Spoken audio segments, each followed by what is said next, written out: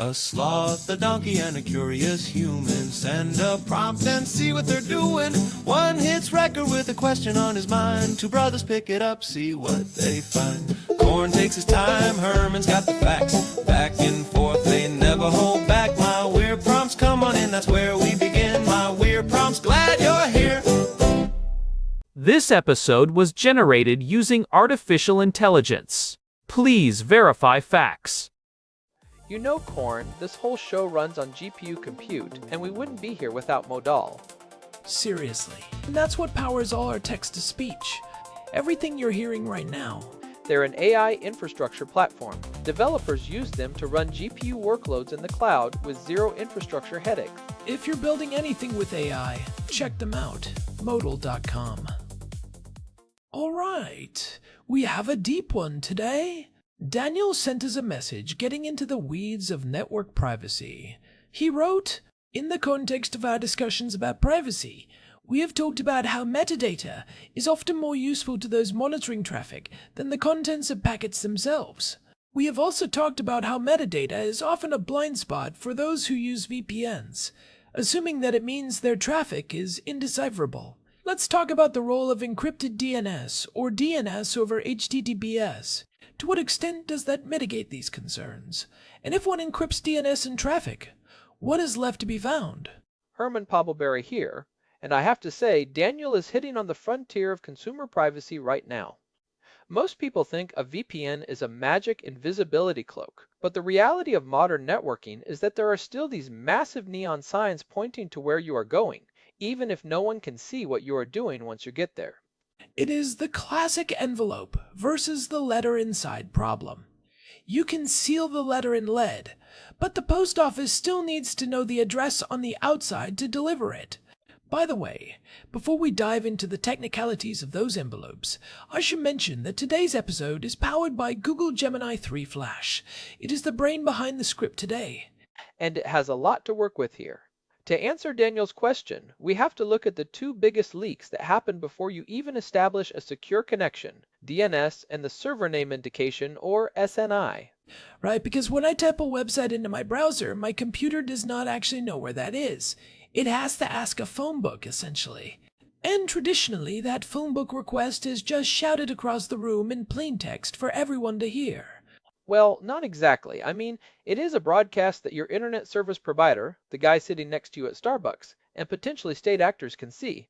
Even if you use a VPN, if your system is not configured correctly, you might be suffering from what we call a DNS leak, where your computer bypasses the VPN tunnel just to ask for that address. But wait, how does a leak like that even happen if the VPN is supposed to be a tunnel?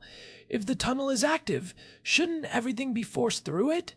You'd think so, but networking stacks can be lazy. Sometimes your operating system has a hard-coded preference for the DNS server provided by your local router because it's faster.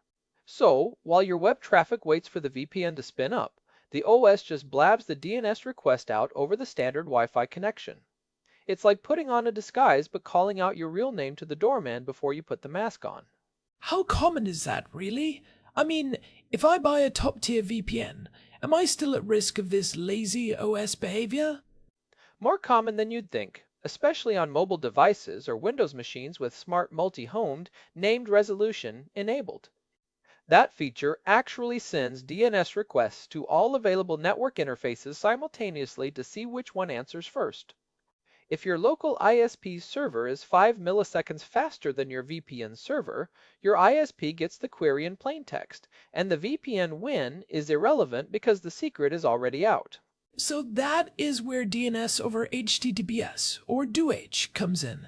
It wraps that phone book request in the same encryption we use for credit card transactions.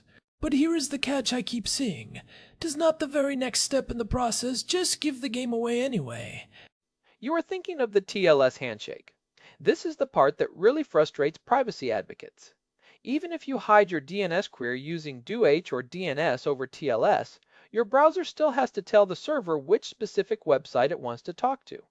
This happens because one IP address, one physical server might be hosting 1,000 different websites. Like a giant apartment complex with one street address. You can get to the front gate, but you still have to tell the guard which apartment number you are visiting. And historically, that apartment number, the server name indication, was sent in plain text. So, your ISP might not see you ask the phone book for the address, but a millisecond later, they see your computer tell the server, hey, I am here to see specificsite.com.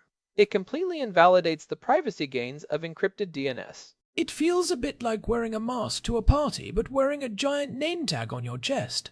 So, how are we fixing that? I know there has been a move towards something called Encrypted Client Hello, or ECH. Is that the silver bullet?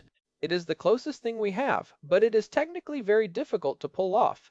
ECH evolved from an earlier attempt called Encrypted SNI. The way ECH works is by splitting the connection message into two parts, an outer client, hello, and an inner client, hello.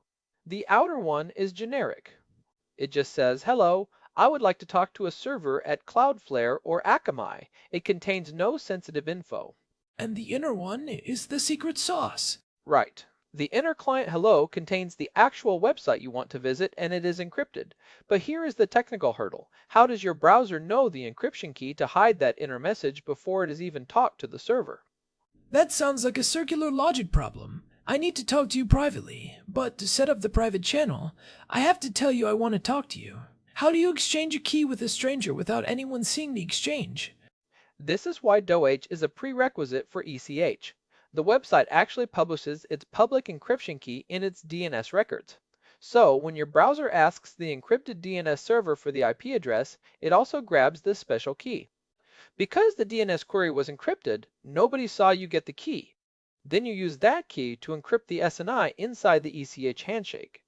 I see. So the two technologies are a tag team. Without encrypted DNS, you cannot securely get the key for ECH. Without ECH, the encrypted DNS is just protecting a request that you are about to repeat in public anyway. It is an elegant solution, but it creates what I call the front door problem.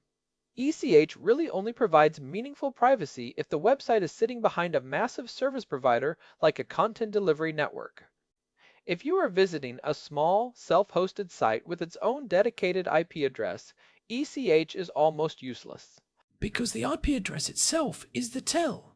If only one person lives in that house, knowing the house address is the same as knowing who you are visiting. Precisely. If I see you connecting to an IP address that only hosts one specific political forum or a niche medical site, I do not need to see the SNI or the DNS query. The destination IP is a one-to-one map to the content. This is why we are seeing this massive centralization of the web behind companies like Cloudflare. Privacy, ironically, is pushing us toward a more centralized internet. Does that mean if I host my own blog on a private virtual server, I'm basically impossible to hide? Even with all these protocols? Pretty much.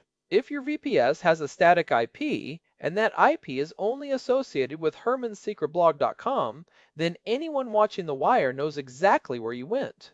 To get privacy, you have to hide in the noise. You need to be one of 10 million people all going to the same Cloudflare IP. It's the digital equivalent of disappearing into a crowded subway station rather than walking into a lone cabin in the woods. That is a fascinating trade-off. To stay hidden from my ISP, I have to hide in a crowd of millions of other people, all knocking on Cloudflare's front door. But then, does not that just mean Cloudflare becomes the ultimate observer?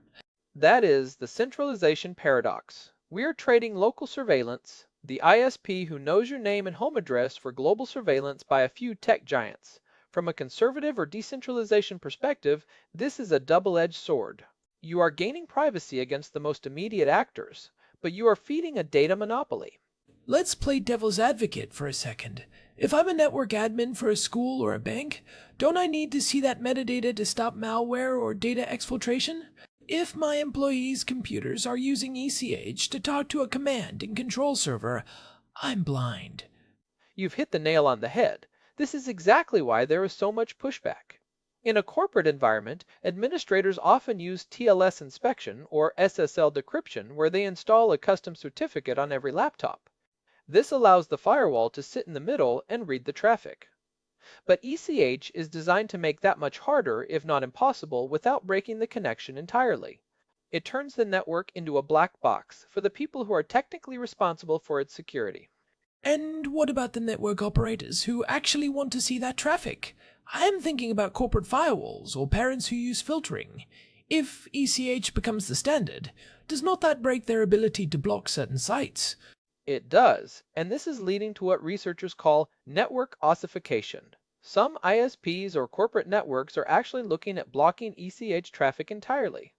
If they cannot see where you are going, they might just refuse to let the connection happen, forcing your browser to fall back to the old, insecure plain text method. It is a cat and mouse game. Wait, can a network actually force a fallback? That sounds like a downgrade attack. It is exactly a downgrade attack, but one sanctioned by the network owner. If the ECH handshake fails, which the firewall can trigger by dropping those specific packets, the browser might assume there's a compatibility issue and try the older non-encrypted SNI method just to make sure the user can actually see the website. It puts the user in a position where they have to choose between privacy and connectivity. Is there a way for the browser to know it's being tampered with? Like a strict mode that says, if I can't do ECH, I won't connect at all?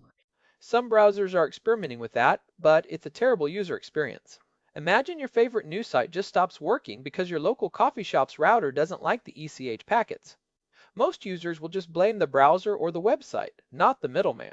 So, until ECH is ubiquitous, the fallback is a necessary evil for usability, even if it's a privacy nightmare. So let's look at Daniel's second question. If I have a VPN, I am using encrypted DNS, and the sites I visit support ECH. What is left? Am I finally a ghost on the wire?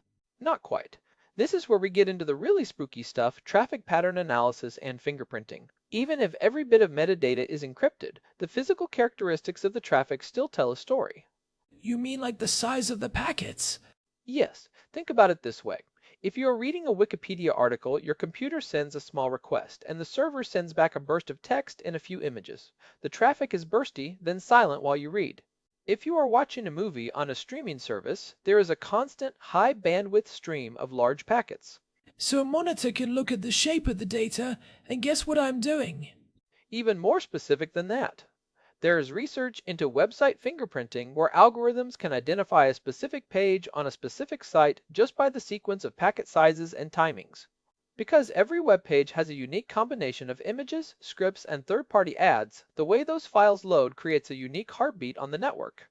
A sophisticated observer can match that heartbeat against a database and say, with 80% certainty, this user is looking at this specific article. That is terrifying. So even if the what is encrypted, the how much and how fast gives it away. It's like watching someone through a frosted glass window. You can't see their face, but you can tell if they're eating, dancing, or sleeping based on their silhouette and movement. And think about the MTU, or maximum transmission unit. Different networks and VPNs have different packet size limits.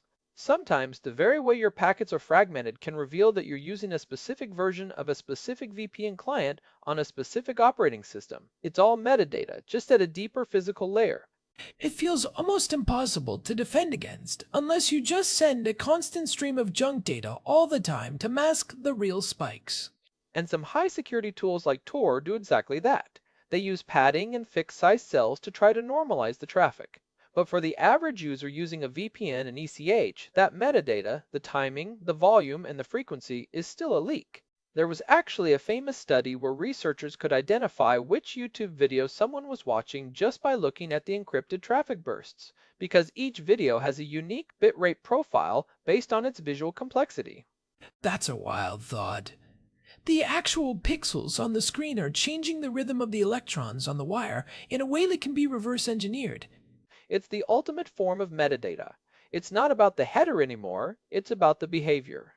It also makes me think about the VPN provider itself. Daniel mentioned that people assume a VPN makes traffic indecipherable, but the VPN provider is just your new ISP. They see the destination IP, they see the connection duration, and if you are not using DOH and ECH inside the tunnel, they see everything the ISP would have seen. This is why the zero trust model is so important. You should assume your VPN provider could be compromised or could be logging, even if they say they are not. By using DOH and ECH inside the VPN, you are adding a layer of encryption that even the VPN provider cannot peel back. You are essentially saying, I trust you to hide my IP address from the destination, but I do not trust you to know exactly which page I am visiting on that destination. It is like a nested set of Russian dolls. Each layer hides a different piece of the puzzle. I think the average person thinks privacy is a binary. You either have it or you do not. But the way you are describing it, it is more like a game of decreasing probabilities. That is a great way to put it. You are never 100% anonymous. You are just making it more and more expensive for someone to figure out what you are doing. For the average ISP, DOH is enough to stop them from easily selling your browsing habits. For a state actor, you need the whole stack, and even then, they might get you with traffic analysis. Let's talk about the latency for a second. If I'm doing all these extra handshakes, encrypting the DNS, fetching keys for ECH, wrapping it in a VPN, I'm going to feel that in my browsing speed. There is a privacy tax, certainly. Each of those steps adds round-trip times. For DOH, your browser has to perform an HTTPS request just to get an address, which is slower than a traditional UDP DNS request. However, modern protocols like QUIC and HTTP3 are trying to mitigate this by combining steps. We're getting to a point where the hardware is so fast that the human brain doesn't notice the extra 50 milliseconds, but the network definitely feels it. Is there any scenario where these privacy tools actually make things faster? Like, maybe by bypassing an ISP's slow DNS server? Actually, yes. Many ISP DNS servers are notoriously overloaded or poorly maintained. Switching to a fast DOH provider like Cloudflare 1.1.1.1 or Google 8.8.8 can often make the initial page load feel snappier, even with the encryption overhead. You're trading a slow, local, unencrypted phone book for a high-speed, global, encrypted one. What are the practical takeaways for someone listening who wants to close these blind spots? Obviously, turning on DOH in your browser is a two-click process now. That is step one. Most modern browsers, Chrome, Firefox, Edge, have a secure DNS setting. I recommend pointing it to a provider like Quad9 or Cloudflare, or even better, a self-hosted instance if you are feeling nerdy. Step 2 is checking if ECH is enabled. Firefox is currently the leader in implementing this, though Chrome is catching up. You often have to go into the About Config or Flags menu to ensure it's truly active. And what about the VPN side? Make sure your VPN is not leaking. There are plenty of test sites where you can check if your real ISP's DNS servers are showing up while the VPN is active. If they are, your encrypted tunnel has a massive hole in the side of it. And finally, just be aware that your behavior, the time of day you connect, the amount of data you move is itself a form of metadata. It is the metadata is the message idea. Even if I do not know what you said, if I know you called a divorce lawyer at 3 in the morning and talked for 2 hours, I know exactly what is going on in your life. Well, that is the perfect example. The content of the call is almost secondary to the fact that the call happened. If you connect to a medical server and download 50 megabytes of data, I don't need to read the file to guess you're looking at high-res X-rays or medical imaging. You almost said the forbidden word there, Airman. I saw you catch yourself. I would never. My donkey pride is on the line. But seriously, Daniel's point about the VPN blind spot is the most critical takeaway. People buy a subscription and think they are done, but privacy is a process, not a product. You have to look at the whole handshake from the first DNS query to the final packet of the session. Does this change the way we should look at mobile apps? I feel like we talk a lot about browsers, but my phone is basically a collection of 100 different apps making their own connections. Mobile is the Wild West. While browsers are adopting DOH and ECH, many individual apps use their own hard-coded networking libraries.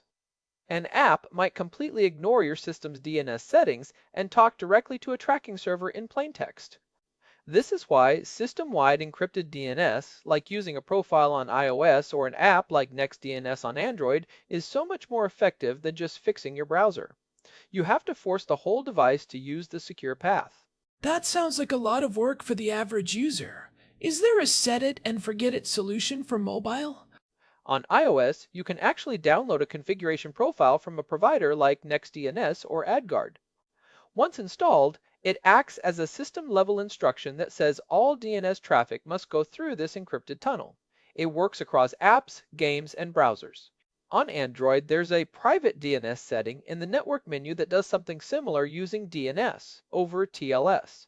It's not perfect, but it closes about 90% of the holes that individual apps try to sneak through. I think it is also worth noting the political dimension here. As we see more movement toward government oversight of the internet, these technologies, DOH and ECH, are going to become flashpoints. They represent a shift in power from the network providers to the individual and the big tech platforms. It is a weird alliance. You have privacy advocates and massive tech corporations on one side, and ISPs and government regulators on the other. It is not the usual battle lines. Governments argue that ECH makes it impossible to block child abuse material or stop malware, while advocates argue that without it, every citizen is subject to permanent dragnet surveillance. It's almost like the crypto wars of the 90s all over again, but instead of the encryption itself, we're fighting over the labels on the boxes. It's the metadata wars. If the government can't stop you from talking, they want to at least know who you're talking to and for how long. ECH is the first real technical threat to that ability in the history of the modern web. Well, I think we have thoroughly unpacked Daniel's prompt. It is a reminder that the envelope is just as important as the letter. And sometimes the envelope is a lot harder to hide. If you're not careful, you're just handing the postman a transparent bag and hoping he doesn't look too closely. Thanks for the deep dive, Herman. This has been a great exploration of the stuff that most people just click past in their settings menu. It's easy to ignore these things until you realize how much they're actually saying about you. My pleasure. It is a fascinating time to be looking at how the plumbing of the internet is being rebuilt for privacy. We're essentially rewriting the rules of the road while we're still driving on it. We should probably wrap it up there. Thanks to our producer Hilbert Flumingtop for keeping the gears turning behind the scenes. And a big thank you to Modal for providing the GPU credits that keep our AI-powered discussions running smoothly. This has been My Weird Prompts. If you enjoyed this dive into the world of encrypted handshakes and metadata, we would love it if you left a review on your favorite podcast app. It really helps us find more people who care about this kind of nerdery. You can also find all our episodes and the RSS feed at myweirdprompts.com. We keep a list of resources there if you want to test your own DNS for leaks. Until next time, keep your DNS encrypted and your handshake secret. Goodbye. See ya. See ya. This episode was produced using Google Gemini 3 Flash, text-to-speech by Chatterbox. Thanks for listening to our show, My Weird Prompts, where our thoughts go from slow takes to facts on cue. We change and follow through. My Weird Prompts, that's the close from sloth